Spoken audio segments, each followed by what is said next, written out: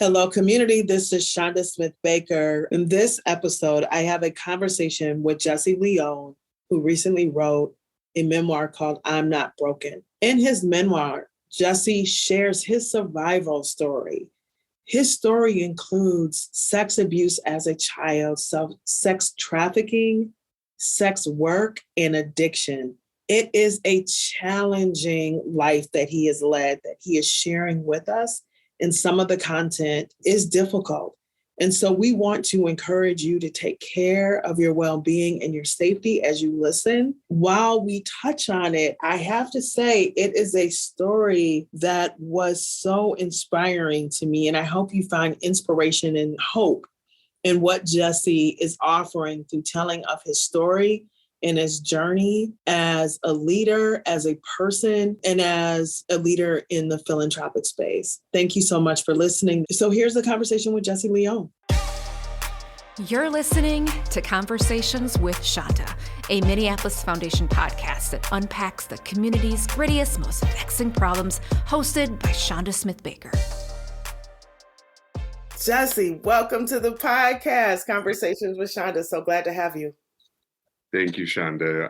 It's a pleasure to be here with you, and thank you for having me on your podcast today. Yeah, I've known you for all of 5 minutes. I can tell we are going to have a good discussion this morning because you got a lot going on that I think that our listeners will be really interested in hearing. Right as we were getting to know each other in the very few minutes since you logged on, we were talking a bit about how you might know the Minneapolis Foundation. So Joanne Stately is the one that really introduced me to you. Tell me about your relationship to Minneapolis and the Minneapolis Foundation. So, and yes, shout out to Joanne Stately, definitely one of my mentors, sister, auntie in philanthropy, who I have a lot of respect and love for. Joanne took me under her wing. So I was the third hire and first person of color hired at the Funders Network for Smart Growth and Livable Communities. My job was to bridge the movement between white environmentalist funders and people of color social justice funders to build a movement called regional equity or equitable development. Funders Network got a grant from Carl Anthony, who was at the Ford Foundation at the time, for about $250,000. And Angela Blackwell at PolicyLink got a grant. My job at the Funders Network was to build the movement with foundations. Angela Blackwell's grant was to help build the movement around regional equity, equitable development with nonprofits. John Powell, Manuel Pastor, and I think Myron Orfield got funds to build the movement around academics. It was a multi-pronged approach around urban redevelopment to stop working in silos. How do we connect housing to transportation, to environmental issues, education strategies, et cetera, which eventually led to a number of President Obama's initiatives, Promise Neighborhoods, Choice Neighborhoods, Burn Grants, et cetera. Really trying to get foundations to think around cross-silo strategies.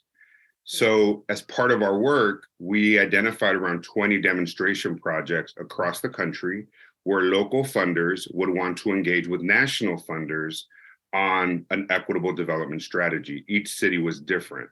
In Detroit, it was around the waterfront, in downtown Detroit, along the river. In Baltimore, it was East Baltimore, around Johns Hopkins. In LA, it was around the Staples Center. In Oakland, it was around Fruitvale Transit Village.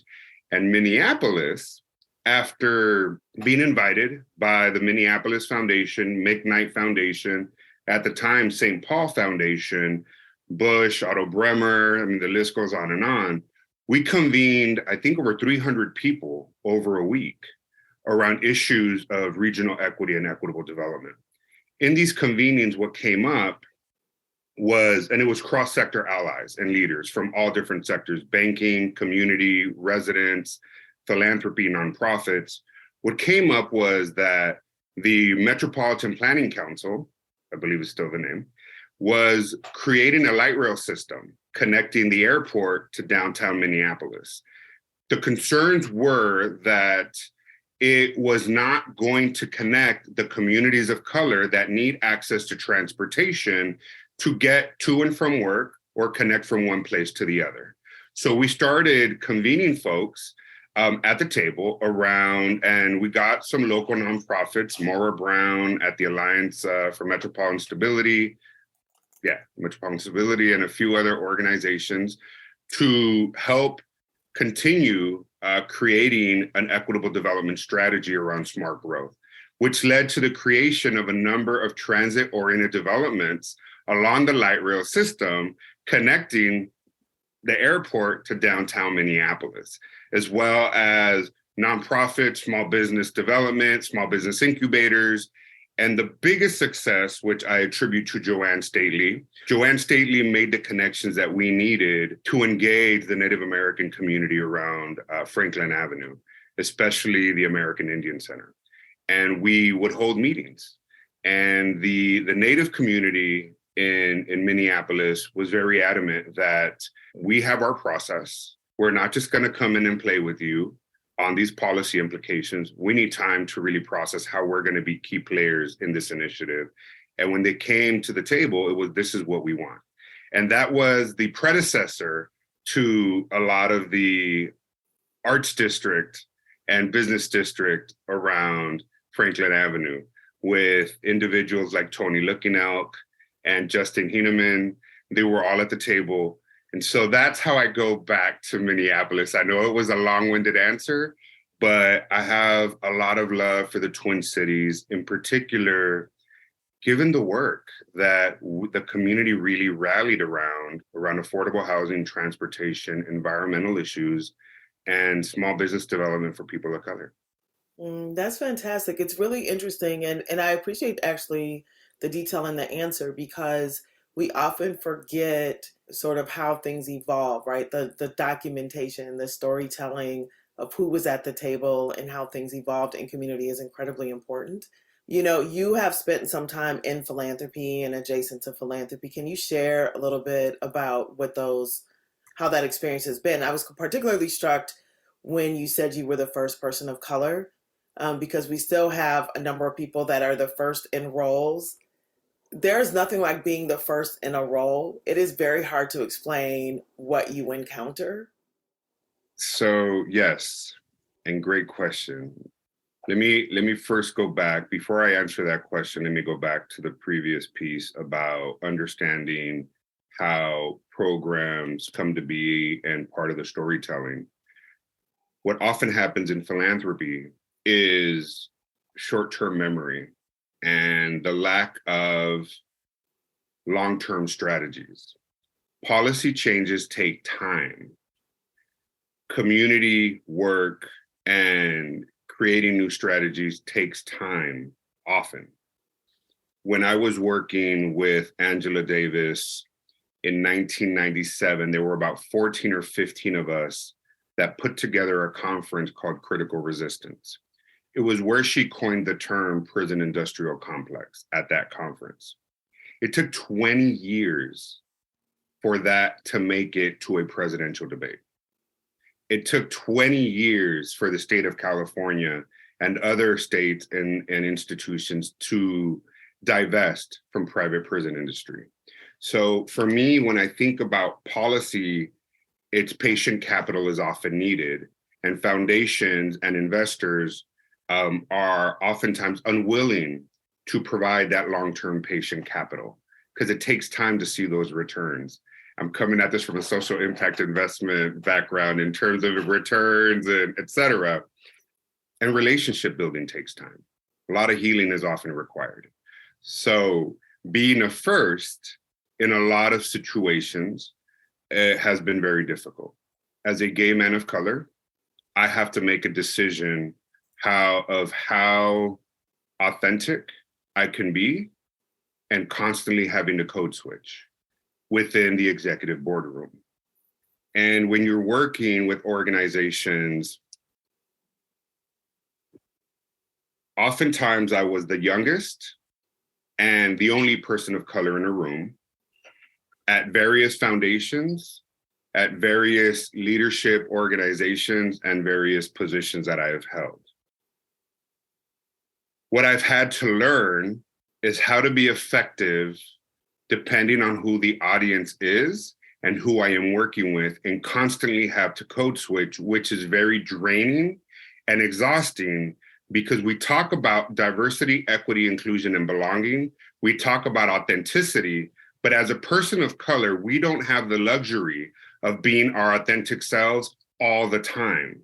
And one thing I talked about in my book, I'm Not Broken, that I learned in particular at the Kennedy School, was that I got killed off, assassinated in leadership terms, because I recognize that what I represent as a man of color who fights for racial equity and social justice, I like to play that inside-outside game, to be at the table, to get to the resources to where they need to go, comes at a price sometimes. And I made the decision to be at the table and write it out to make sure that the resources get to where they need to go. But oftentimes, it's the color of my skin. It's how I speak. It's sometimes I'm passionate. I move around a lot. So it takes effort to keep my hands in front of me, bring my voice down, try to articulate myself a little bit better so that I'm not threatening. Because when I start to speak like this and very passionate, people assume that I'm an angry man of color. Why can a white man be assertive and a person of color is aggressive? And so it's really hard. But leaders like Darren Walker, Angela Blackwell, John Powell, Joanne Stately, individuals that have been in these spaces that have paved the way for those of us that have come after them and mentored us to say, this is how you can be effective, Jesse. You need to tone it down a little bit. I need you to do this instead of this. And second, I need you to not take it personal. Your intentions are spot on, but I need you to work on delivery. So intention and impact, people talk about that. They often miss the delivery piece. So I need to focus on what my intent is, how I'm going to deliver, and what's the impact I want to have. And that delivery piece is something I've had to work on over the years. Wow, that was a lot. Man, there was so much in there. I think I want to start with, in terms of like code switching, there might be people that will hear that term, and there's going to be people that understand exactly what you just said, right? Like, I'm snapping my fingers, I'm nodding my head. You could have said less and I would understand all of what you were just trying to communicate. There are other people that might hear code switching and say, look, I need to show up as my authentic self.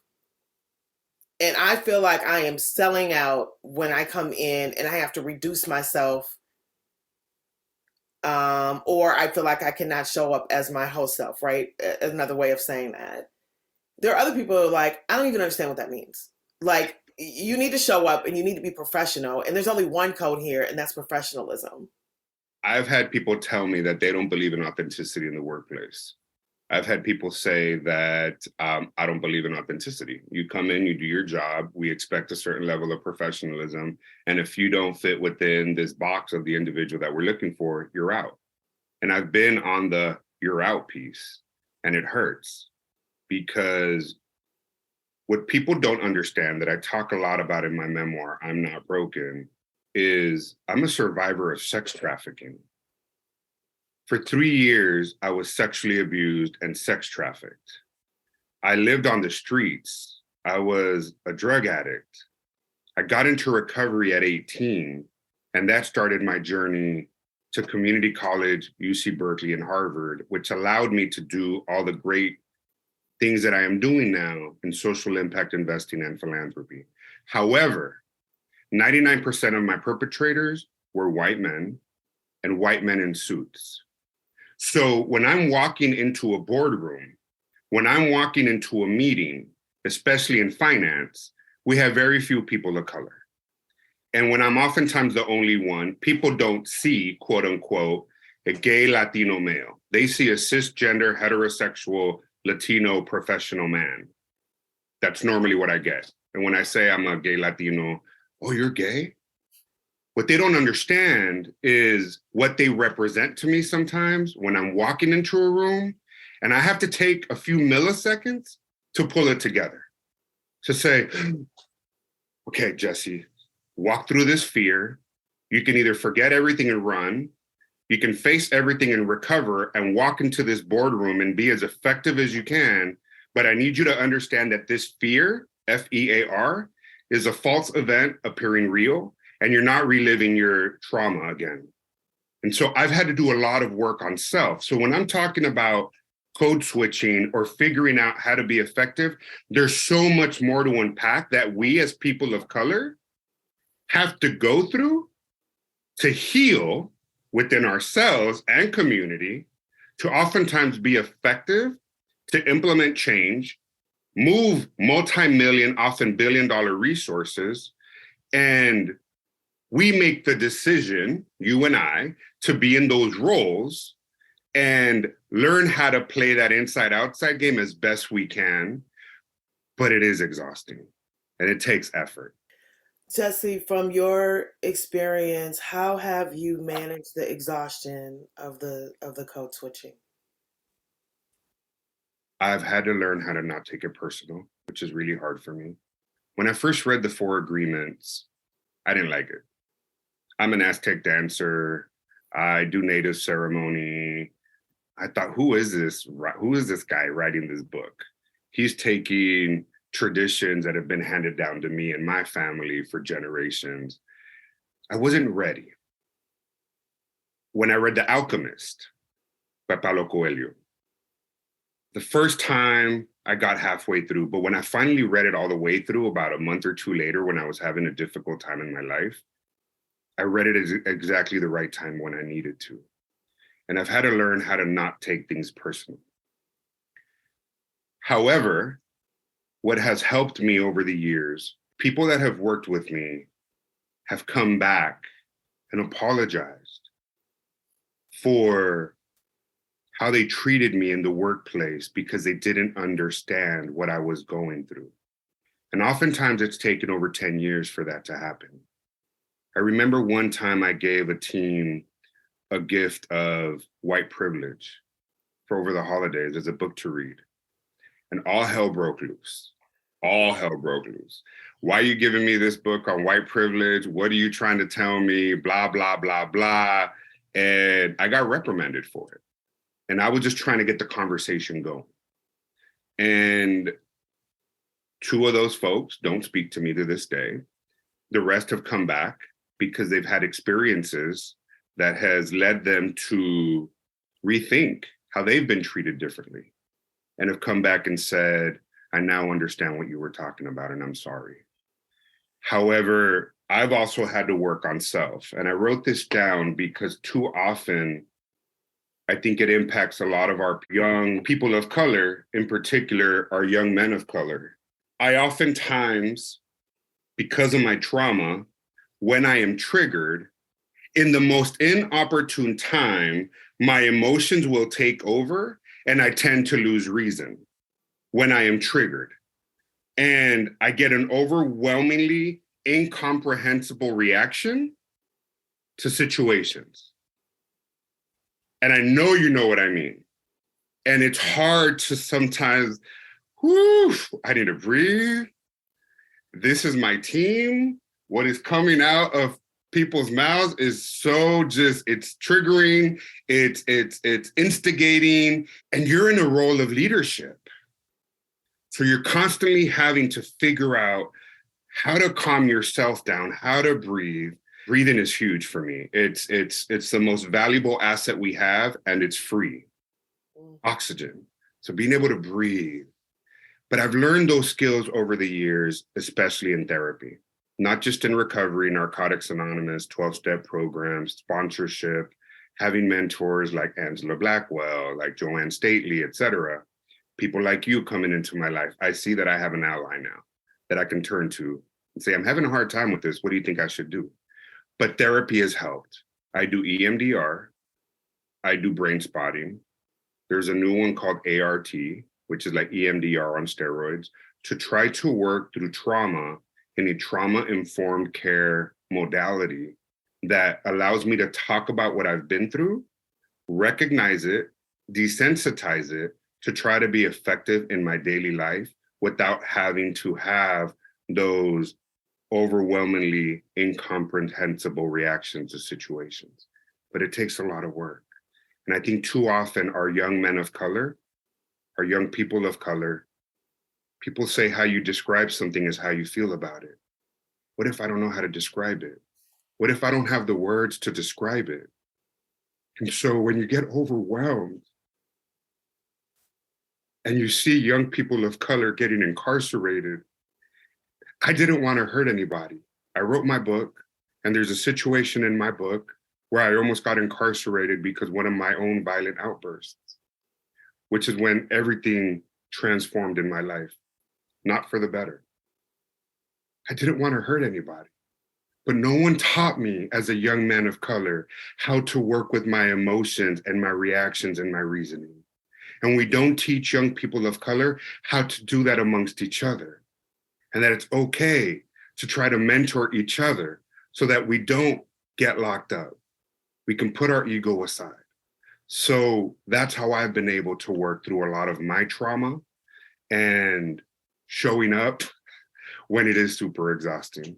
We're going to talk more about the book, and I love how you're threading it in this conversation. And I'm going to follow up on what you just said in a moment. But the other thing you touched on when you were talking about philanthropy is patience capital. And I've never really heard it that way. And philanthropy has a way of wanting things to happen sooner than later.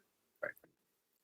For those of us working in philanthropy, and particularly in places like Minneapolis, where we have gone through a lot in a short amount of time. And the pain of what we've gone through has moved people to want to see results very, very quickly. Yeah. I don't know if we often recognize to the degree we should the amount of mistrust. I think we do at a surface level, but the amount of trust building that must happen in order for us to really begin to move, or at least that's what I believe, right? That in order for us to move. So what is patience capital, and how would you describe it to someone that's working in philanthropy or on a board or impatient for results? The light rail system in the Minneapolis-St. Paul area I remember when I got invited for the groundbreaking of the final stop in downtown Minneapolis. I got invited to go out there. I want to say, I forgot who it was, may have been Sarah Hernandez from the McKnight Foundation. Shout out to Sarah, mi hermana in philanthropy. And that took, 10, 12, 15 years to build out in its entirety. So when a foundation is investing, you have grants, you have PRIs, you have impact investments. When we as funders expect to have metrics and outcomes within 12 months, our quarterly reports, our biannual reports, our annual reports, and we're placing these expectations on our grantees to constantly report back on what the outcomes and the goals and outcomes and how are you measuring them and how are you achieving them. Oftentimes I've had to work with my grantees on how to translate what they do into philanthropic speak, which oftentimes we want change. We want it now. Oh my God, this is happening. Help me identify the nonprofit on the ground that's working with the Latino community on immigration and education opportunities, or ensuring that immigrants are not, being sex trafficked. I'm just thinking creatively, right? Or I need to figure out who the nonprofit is working with inner city African-American youth around gun violence. And it's sometimes a very grassroots, on the ground, nonprofit with very limited staff doing as much as they can to serve our community. Yet we want, within 12 months, 18 months, 24 months, we want immediate outcomes, and we want all the work to be translated into our pretty philanthropic box. And then every foundation has their own pretty little philanthropic box of how they want it communicated. So we don't invest in technical assistance, capacity building, unrestricted funding, so that the groups can be effective to learn also how to work within this philanthropic space. So I believe that that's where the patient capital on the grant making side can really be effective. I've had to tell people, Jesse, I'm having a hard time.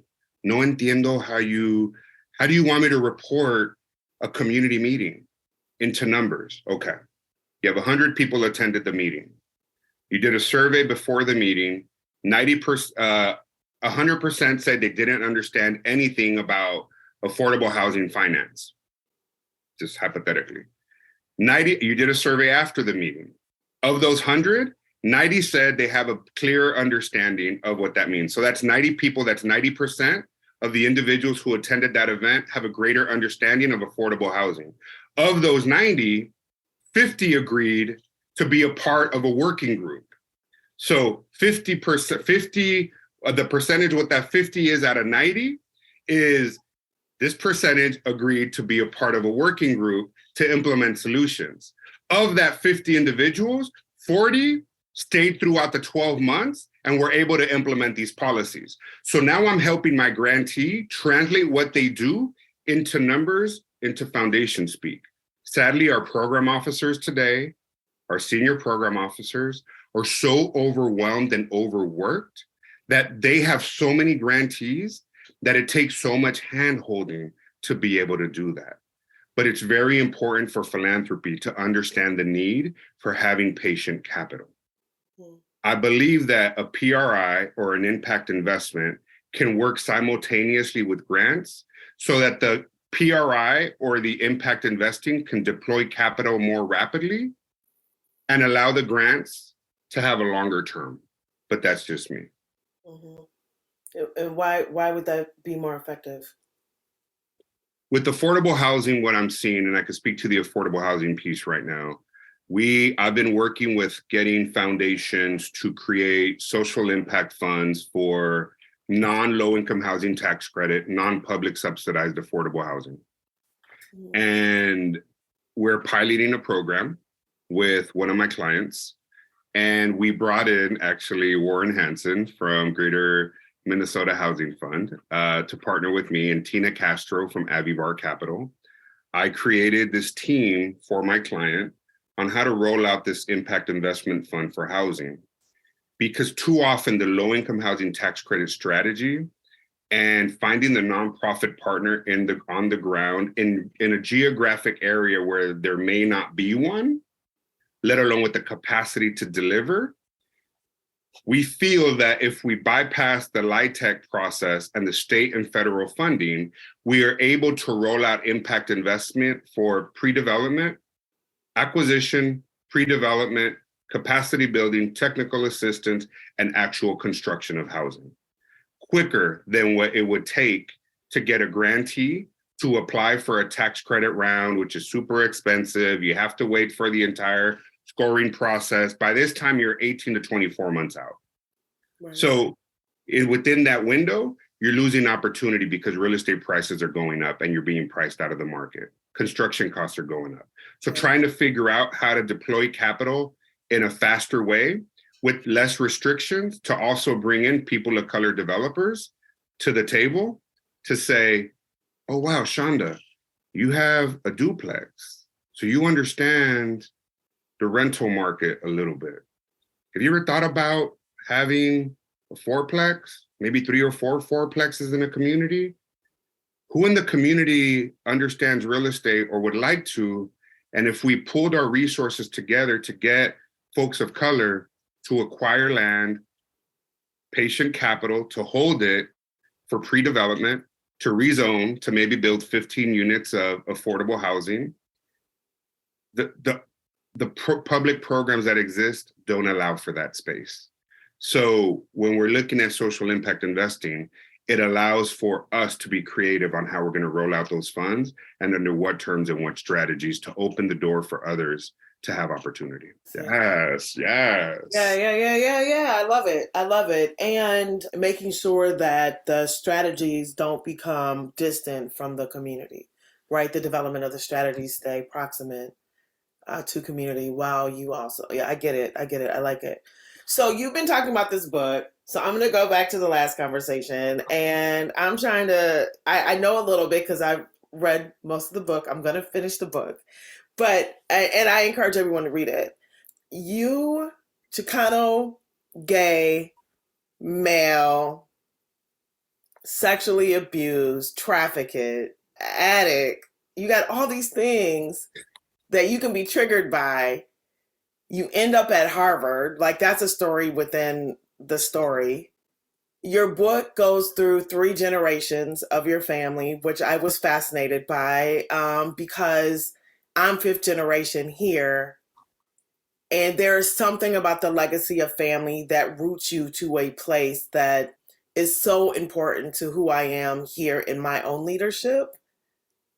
There's a lot of stories of women and those men in our lives and how they show up in community that has been so informative for me. And I could see it in your story. We have a lot of kids out here that are in deep, deep pain, and adults that are in deep, deep pain that are showing up all over the place. Like, we never know what someone's walking into the room with or a classroom with that sits behind, like, just behind the face, behind the anger, behind the jokes, behind the behavior. And we are trying to program people in this linear way that removes the layers that exist underneath. And so what in the world would make you share all of what you went through publicly? Because part of why I haven't finished it is because I just simply started too late and I've been very busy.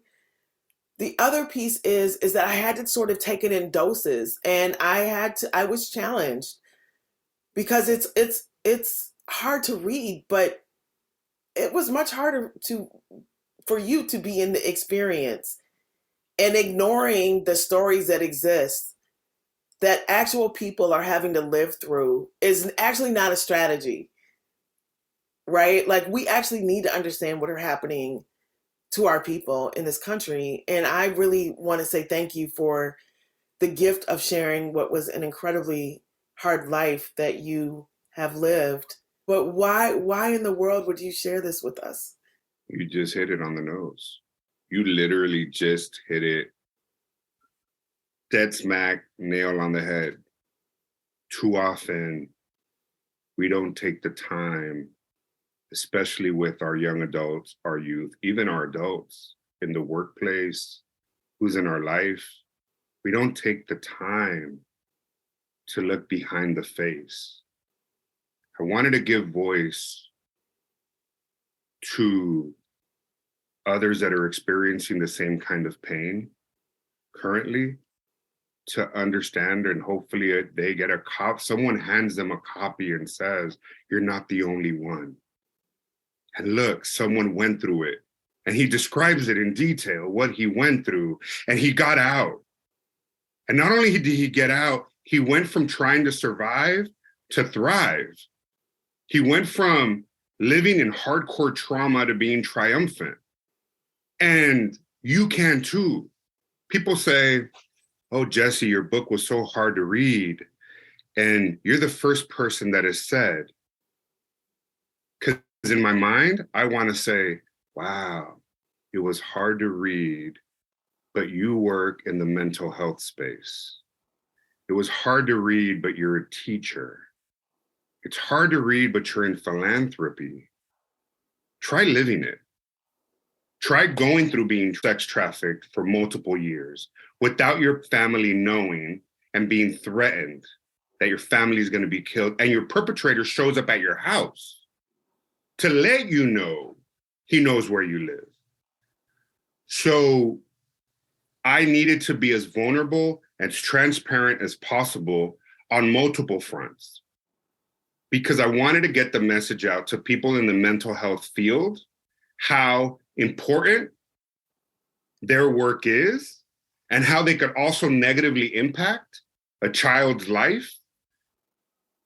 Because in my story, no 14-year-old kid should have to maneuver the mental health system by themselves with no accountability and no oversight on the mental health provider. I should not have spiraled down deeper into substance abuse, sex work, which really I was a sexually exploited child by adults, even though I thought I was fulfilling a entrepreneurial niche with my body and was independent. No, I wasn't. I was a sexually exploited child.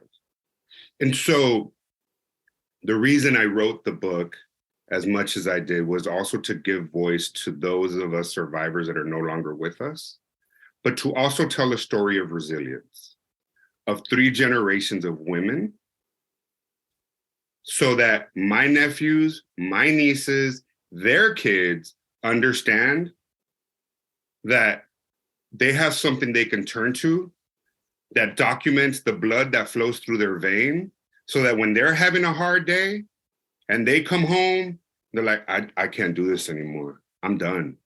I can't get through school. I just don't want to graduate. I don't think I'm going to go get my master's. No. You can do it. And I believe in you. And you matter.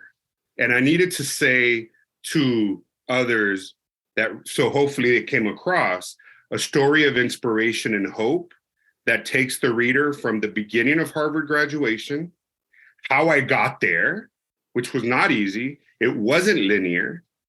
And in the end, show the reader that it was possible. Change is possible.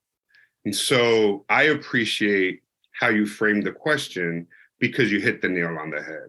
And that is exactly why I wrote it, which was your preface to the question, is to inspire others that are living through it, but also the professionals that work in this space. Too often in philanthropy, we have people that work in positions of philanthropy, but don't have the lived experiences on the ground. They don't look like people in community. They oftentimes don't know how to suit up and show up. They don't do the research on the different cultural nuances within the communities in which we're trying to serve. How I speak in Mexico with my family is very different than how I speak with the white family in Minnesota, or how I show up in Native communities, how I show up in the Hmong community. I got to be cognizant of how I'm showing up.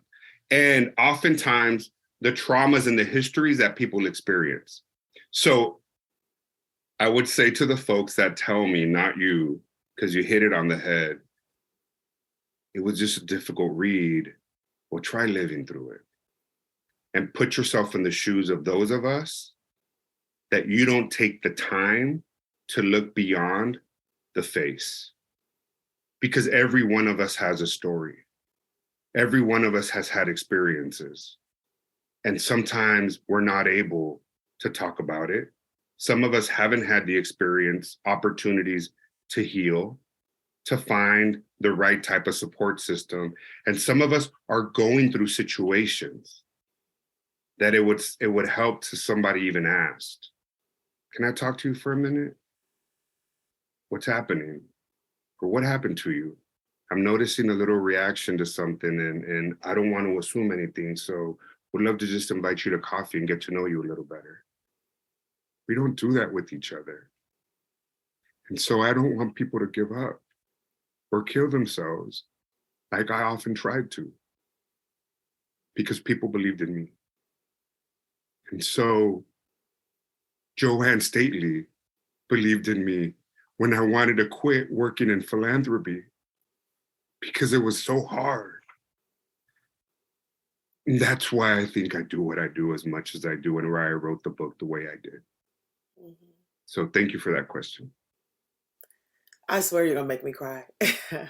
We also don't talk about men and sexual abuse. We don't talk about that. You may be the third person that I have met that has said it out loud.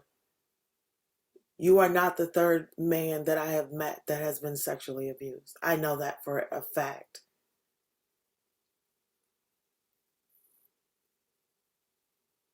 Do you think that will be ever normalized to talk about that? Because that level of trauma and pain can only metastasize into Bring it. Behaviors, actions, self-destruction. And if we put men in a position where they can't be vulnerable, or they're seen as less than, or they're labeled, or they're not safe enough to talk about those pains,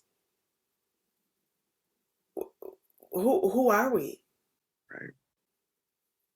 I just went to I've been in recovery 29 years.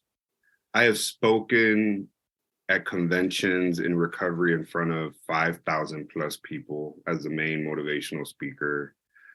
Lately, I've been speaking with law firms that have hired me as a speaker to all their attorneys, and with the question of what can we do as law firms to work with community on what would you say so that no others experience what you did.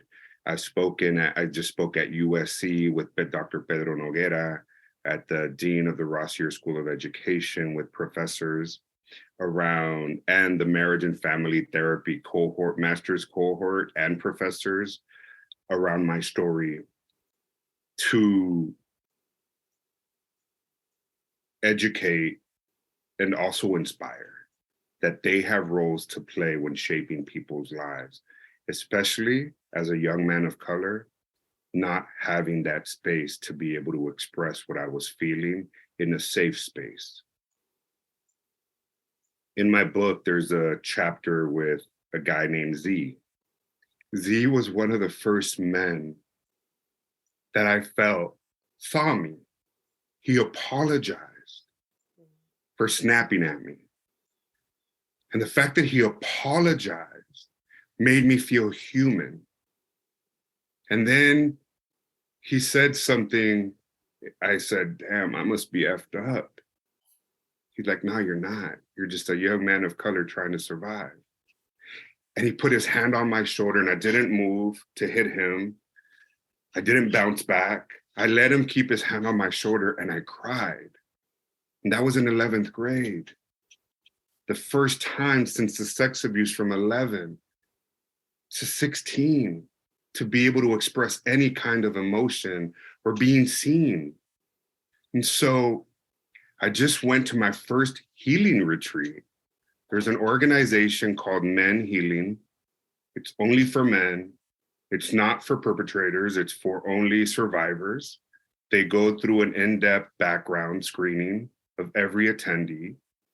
And it was my first time being with a group of men in the mountains over 3 days, talking and working through our sexual traumas and healing. Really not even about that, on our journey to healing. And everyone was at a different phase. 3 of us out of, we'll say 15, were members of the LGBT community. 12 were heterosexual. A few men of color thrown in. I'm working on figuring out a way to create partnerships with other organizations like the Brave Movement. The Brave Movement is working with the G7 to commit to end childhood sexual violence.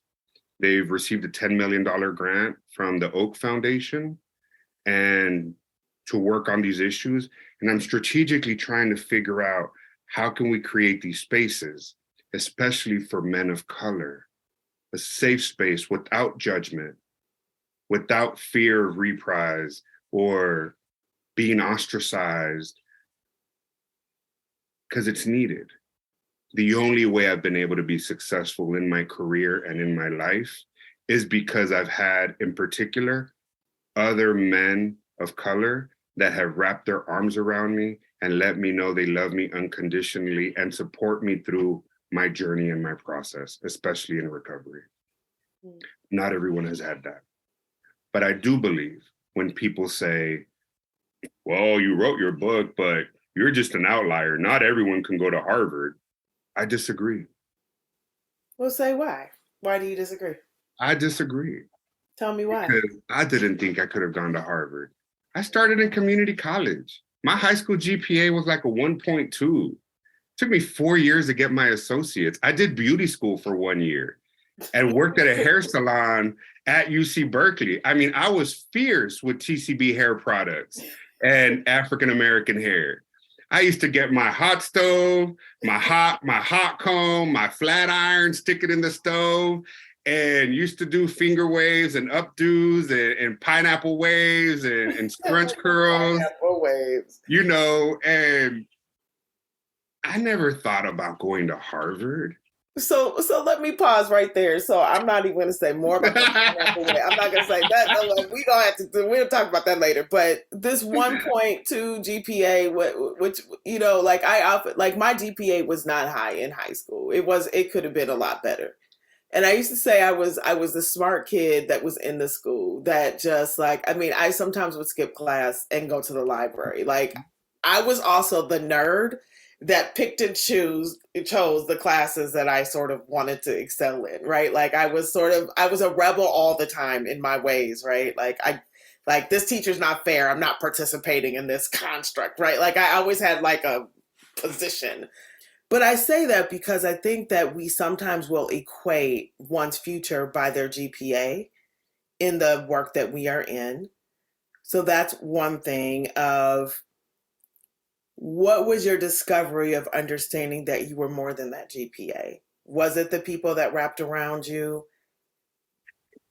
Right? Because there's narratives, right? That we're not smart enough, we're not worthy enough, we're not respected enough, we're not pretty enough. Like there's these filters, but usually smart enough is one of them. So I imagine that you just read a lot, study a lot, you end up at Harvard because you were somewhat motivated by that, but that's an assumption.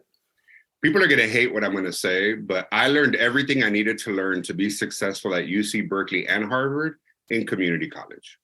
No, I love that you just said that. So can you say more about that? I love my professor. So my GPA went, and literally I showed my transcript to a good friend of mine 2 days ago.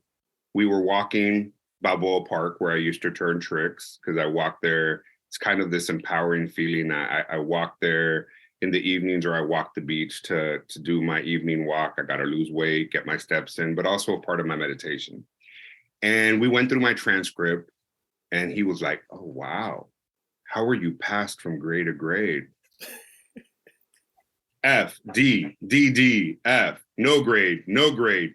Truancies and attendance are impacting grade. Okay, well, I wasn't that bad. Oh, I was bad. My first semester at City College, my GPA went to a 3.9. I was engaged. I took Psychology 101. I talk about it in my book, how Psychology 101 to me was just so fascinating. Psychology of gender, gender roles in society, safe spaces, creative writing, the Chicano studies, ethnic studies, African American studies. I saw Eyes on the Prize for the first time in community college. How are you not going to show kids Eyes on the Prize in junior high or high school? Really? I feel that. Look, my nephew my nephew was killing his college courses when he was in high school, and I'm like, explain to me how come your college courses have all A's and your high school courses do not? And he said, I feel more engaged. Yep, I feel more engaged. I feel so much so that I am the kind of person that even still to this day, depending on how safe I feel, will sit with my back to a wall. In a meeting, in a convention, I'll be in the last row or I'll be on the side, as long as I have something to my back. And when I'm safe and when I feel engaged, I will sit in the front row. And I am tuned in. Ron Takaki, professor of ethnic studies at UC Berkeley. Pedro Noguera, now the dean of at USC Rossier School of Education. He was my professor at UC Berkeley, hands down. But my community college professors, and being in class, because I worked in the daytime at the hair salon, making everyone look flawless. I started going to school in the evenings. Full course load, 13 credits in the evening while working full time. And you're in classes with single mothers, single fathers, people that are of all ages. Some are just out of high school. Some want to get back to school and they're 40, 50 years old. everyone has a story. You build these relationships with people in community college that I don't think happens anywhere in the world. My dream is to go speak at community colleges, to faculty, to students, to instill this message that the whole world can open up to you simply by walking into the door of a community college. It's literally everything I needed to learn. My statistics course I got an A in stats. How do you go to have an A in stats when I've had D's and F's all my life? Yeah. And I was angry and I was raging. But my professors just really knew how to get me engaged. I think your nephew hit it right on the head. I was engaged. And that's why I'm a huge advocate for community college. And it is one of my dreams to go speak to different community colleges and share the message of hope. That, because I do believe that when people tell me, well, not everyone can get into Harvard. Okay, well, maybe not everyone can, but you know what I did? And I believe you can too. Mm-hmm. And we all have a story to tell. So please share the story of your mother when you told her you got into Harvard, because I think this is a classic story of all brown and Black neighborhoods across America in some way, shape, or form. It's the one part of the book that I probably get asked to read the most. Really? Because I think personally that it touches across race, ethnicity, class lines, that so many people have gone through that same struggle. I have had one of the most beautiful DMs, direct message, right? And on Instagram, somebody sent me a message and she said, I'm from Guadalajara. I'm a DACA student. And I've had similar experiences and I'm in college. And a lot of times I want to quit because I feel I can't show up. I feel broken a lot of the time. And your book helped me believe in myself, that I'm not broken and that I can suit up and show up. So thank you. I started crying like a baby because it lets me know that my intention is real and that it's creating impact. And that I did as best as I can to work on the delivery of it, to be as vulnerable and as real as possible. But that chapter of my mom, it's just, I think it hits across so many different levels with different people. And yeah, I'd love to read it at some point for you. Yeah. It's also a parenting story, right? Of wanting to keep your kids close. I was going to tell you that too. Right. But I'm not a parent, so I didn't want to make the assumption.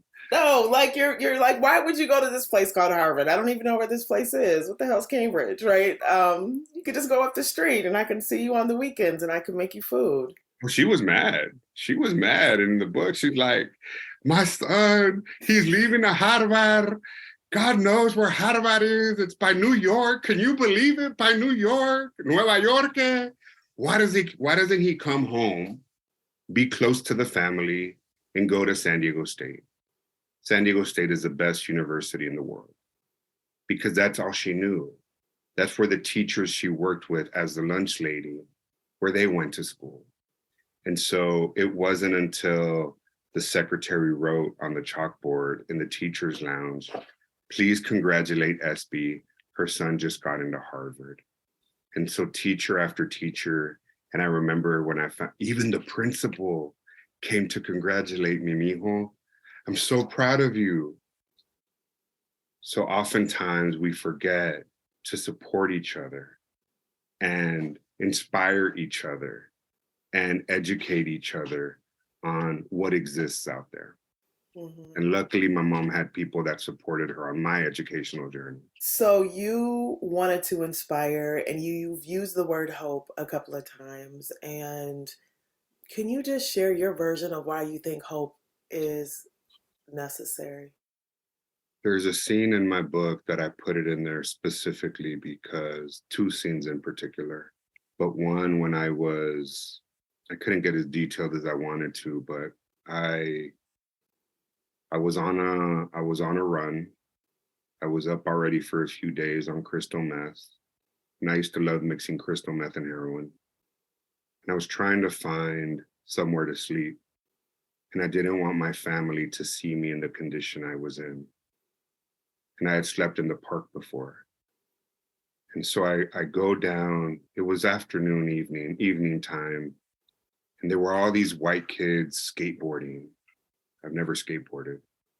I've never rollerbladed to this day. Rollerblades were just becoming trendy and people were rollerblading in the park and laughing. And I remember feeling so broken because I'm 18 years old. I'm not that different in age than a lot of these kids that are playing. But I'm a dope fiend. I weigh 135 pounds and I'm hopping in and out of cars with random strangers to support my drug habit. And I felt hopeless. So I went down into the bushes of the park. I found this area and I remember cleaning out the leaves and laying on the dirt because the smelling of eucalyptus from the trees and the feeling of the dirt on my face helped me feel grounded to something secure. I started crying and I rolled over and I looked up at the sky and I said, God, why me? How did I end up here? I was a loving, nerdy kid who just wanted to read National Geographic, color books. How did I end up here? Homeless, pretty much, sleeping in a park. And then I remember praying to God to help me. And I had this little tiny glimmer of like a candle being lit way at the other end of the room that told me I was gonna be okay. I didn't stop using that night. My life didn't change immediately, but it's that little glimmer of hope and these moments of magic of people coming into my life at the right time that started making that candle brighter. And having that little bit of hope helped me not kill myself one day at a time. And so that's the reason I wrote my book. How do you go from sleeping in a park, under a bush, strung out on crystal meth and heroin, to graduating from Harvard, managing multi-million-dollar philanthropic investments for various foundations, helping build the light rail system in Minneapolis and St. Paul and bringing communities together, managing over $1 billion in public financing resources for affordable housing across the country, if not for hope. Because people like Joanne Stately, people like you believing in me, and it's my duty to believe in others and encourage them to not give up and try to make sure that that little light on that candle doesn't go out. That's why I think hope is important. And I'm crying not because of any trauma. It's okay for me to cry. I have friends that call me Chio and crybaby. I cry when I get this sense of hope that I know that my intention is having impact and that I can at least help one other person when I get a DM of someone telling me, thank you for telling your story. I relate. And so that's why hope for me is important. Barack Obama talked about it in his book, so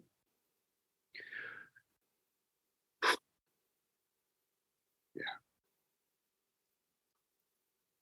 Wow. I mean, it could seem like such a passive word, but it is a word that can keep one foot in front of another, whether you are on the streets or whether or not you're in a boardroom or whether or not you are at home.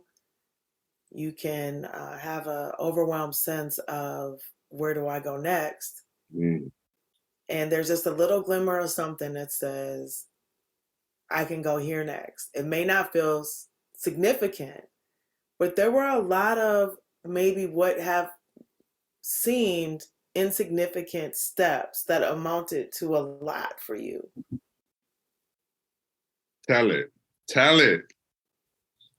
You hit it. Yeah. And it's those insignificant moments that I've been able to look back on. Literally, the journey of writing my memoir and even reading it on audiobook. If you haven't listened to the Audible, oh my God, the Audible No, is I have. woo! I mean, I put my heart and soul into that audiobook in both English and Spanish. The Spanish version comes out in January. So cathartic, so healing for me. And I'm able to look back at those moments of magic. Like my sponsor, my first sponsor, this African-American guy who looked like Debo from Friday. Very like buff, hyper masculine, who just loved me in a caring way without judgment. I didn't tell him I was dealing with my sexuality or identity issues until over a year into working together on step work. And even then I'd feel him out, because that's what we do when we go through trauma. We try to feel somebody out, see what their reaction is going to be. And we either stop and don't go further, or depending on how the reaction is, if we feel safe, we'll disclose a little more. Pause. Okay, I can disclose a little more. He loved me for me. That Black man taught me how to be a man in recovery and how to build a foundation made of stone in recovery that's paved the way for me to be the man that I am today. And I'm eternally grateful for him. However, that significant moment was my last night using chapter 15, I believe, when he actually picked up the phone at like 11:30 at night, when he would have been asleep with his wife and his kid, because he was a drug and alcohol counselor, worked long hours. He picked up the phone and he wasn't angry. Why are you calling me this late? Like, hello? I'm crying. I said, I don't want to live like this anymore. Why does this keep happening to me? Why am I living this life? Why is my life so effed up? And he said, you don't have to live like this anymore. He said, I got you. You lost the war, Jesse, not just the battle, but you lost the war. Give up, bro. Quit trying to control your drug use. I got you. That little moment, which is why I try to communicate why it's so important to just sometimes hang in there a little bit after that pause. Allowing people to have that moment can be so impactful in changing somebody's life.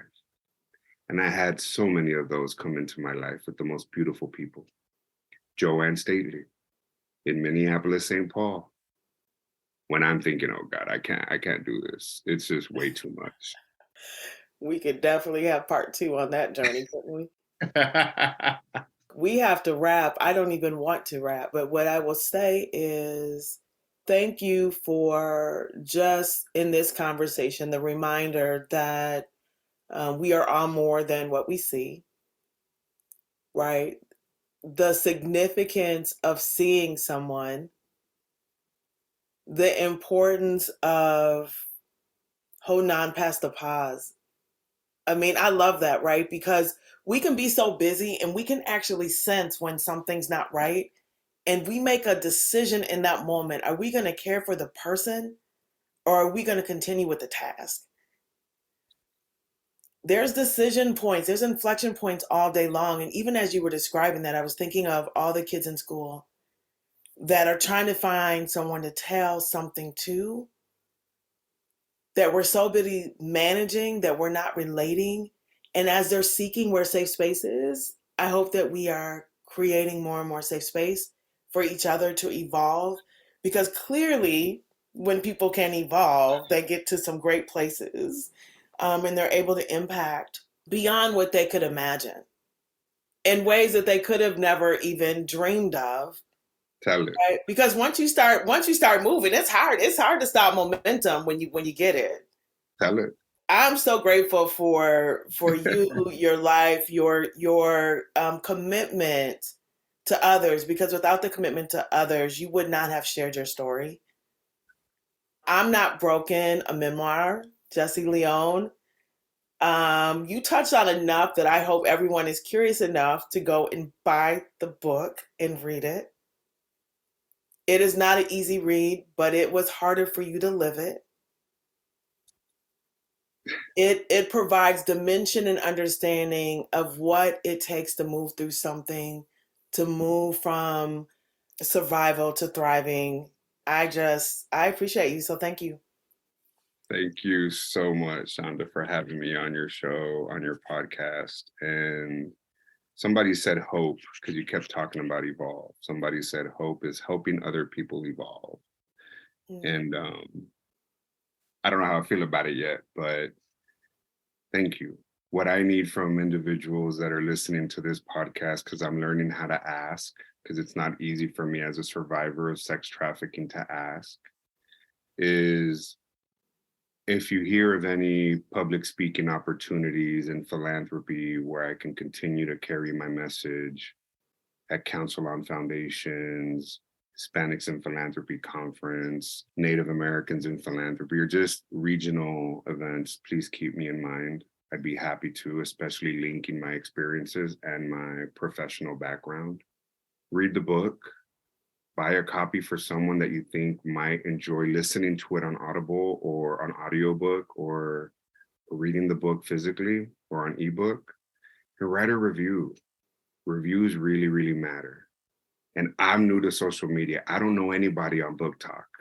Help me just get the word out. It's not about sales for me as much as it is to try to have a broader reach so that other people don't experience what I did, and that they also continue to have that glimmer of hope. So thank you, Chanda, so much for having this heartfelt conversation with me. I really feel like I made a new friend and an ally, and give Joanne a big, big, big hug and kiss for me. If you enjoy this show and want to learn more about what we do here at the Minneapolis Foundation, please visit us online at minneapolisfoundation.org. And of course, if you want to follow Chanda or the Minneapolis Foundation on Twitter or Instagram, that's Chanda S. Baker or MPLS Foundation. This is Sue Pak-Kienitz from the Minneapolis Foundation. Thanks for listening.